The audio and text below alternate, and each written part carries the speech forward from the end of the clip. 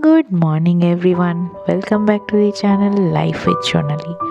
সকাল সকাল আজকে ব্রেকফাস্ট নিয়ে বসে পড়েছি। হ্যাঁ, চা খাওয়া অনেকক্ষণই হয়ে গেছে। যেহেতু আজকে আমরা যাচ্ছি বইমেলা, তাই তার ঝটপট ব্রেকফাস্টটা সেরে ফেলেছি। তো ব্রেকফাস্ট সেরে আমরা বেরিয়ে পড়েছি। রাস্তায় যেতে যেতে দেখি একজন ভদ্রলোকের সাথে দেখা। আরে কেউ না, সূর্যি মামা। অনেকদিন পর দেখা দিয়েছেন কি, তাই দেখে একটু অবাকই হলাম। আজকে বেশ রাস্তায় জ্যাম রয়েছে, এতটাই ট্রাফিক। যেহেতু মানডে, অবশ্যই এই টাইমে তো রাশ থাকবেই।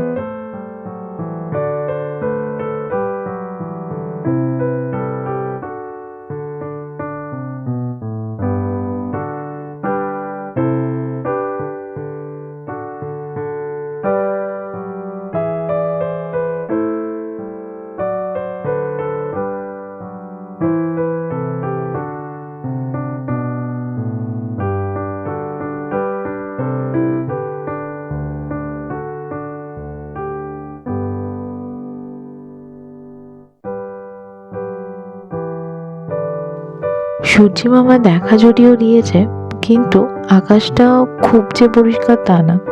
দেখো, দূরে এখনো কুয়াশাচ্ছন্ন ভাব।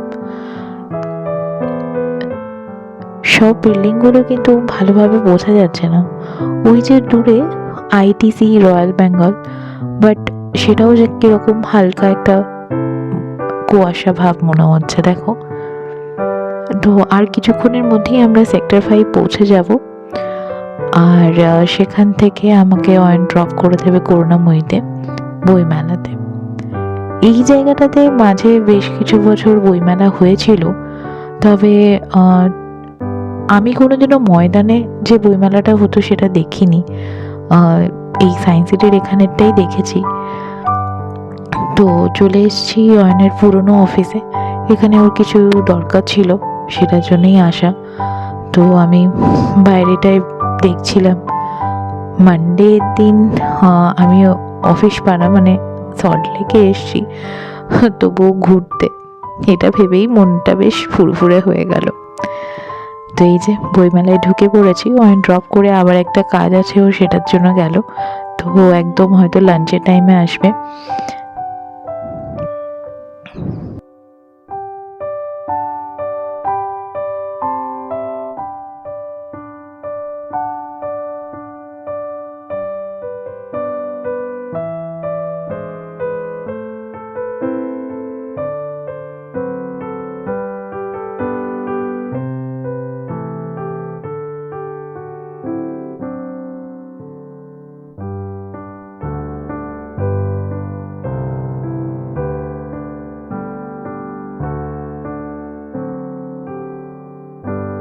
Hello everyone, welcome back to the channel life with Sonali. তো আজকে সকাল সকাল আমি চলে এসেছি বইমেলা। অয়ন অফিস এসছে, ওর পুরোনো অফিসে কিছু কাজ আছে, তো সেই সূত্রে ও সেক্টর 5 আসারই ছিল। তো আমি বললাম আমাকে করুণাময়ীতে ড্রপ করে দাও, আসার সময় আমাকে পিক করে নিও। তো ও খুব একটা বুক লাভার নয়, তো আমাকে ওই জন্য একাই ঘুরতে হচ্ছে। লাস্টের দিকে একটু খাওয়া দাওয়াও করবো, কেনাকাটা হয়ে গেলে তারপরে একসাথে বেরিয়ে যাব। আর আমি কালকেই তোমাদের বলছিলাম যে আমার কয়েকটা বই কেনার আছে, আমার বান্ধবীর লেখার, আর সেই সব নিয়ে। তো ওই জন্য আমি তাড়াতাড়ি ওই বইগুলো আগে নেব, তারপরে দেখা যাক কী নেওয়া যায়। সকাল সকাল বই কেনা তো শুরু, বান্ধবীর বই দিয়েই শুরু হয়েছে। তো আমি যাচ্ছি আর একটা স্টলে, ওরই আরেকটা বই নেওয়ার আছে, আর আরেকটা আমার গিফট করার আছে। ওরই একটা বই আছে, ছিন্নমস্তার রহস্য।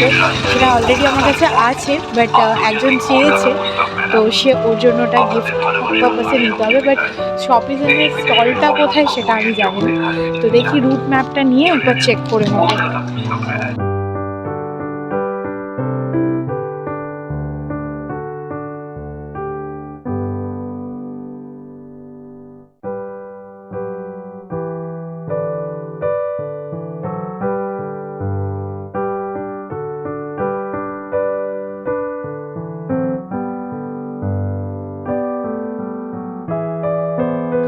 বই দেখতে দেখতে হঠাৎ চোখে পড়লো এই পেন্টিংগুলো।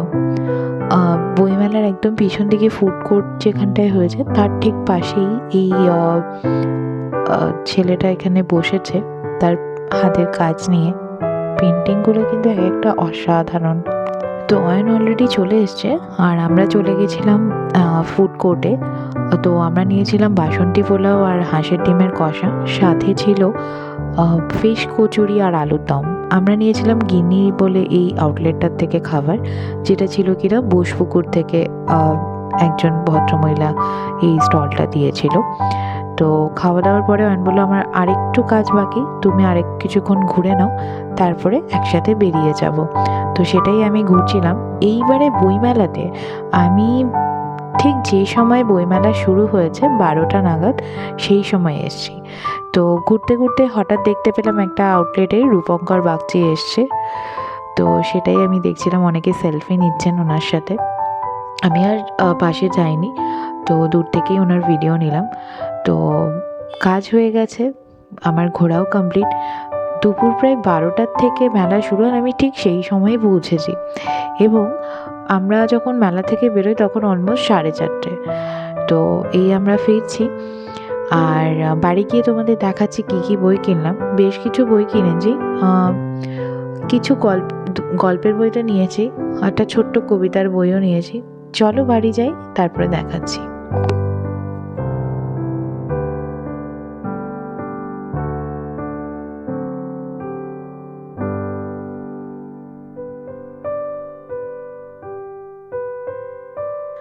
তো এই যে আমার বইয়ের সম্ভার, আমি আমার বান্ধবীর লেখা দুটো বই নিয়েছি, একটা ছোট কবিতার বই নিয়েছি, স্বামী বিবেকানন্দের দুটো বই নিয়েছি, সারদা মায়ের একটা বই নিয়েছি, আর একটা অমৃত কথা নিয়েছি, আর একটা ছোট্ট বাইবেল ওখান থেকে গিফট দিচ্ছিল সবাইকে।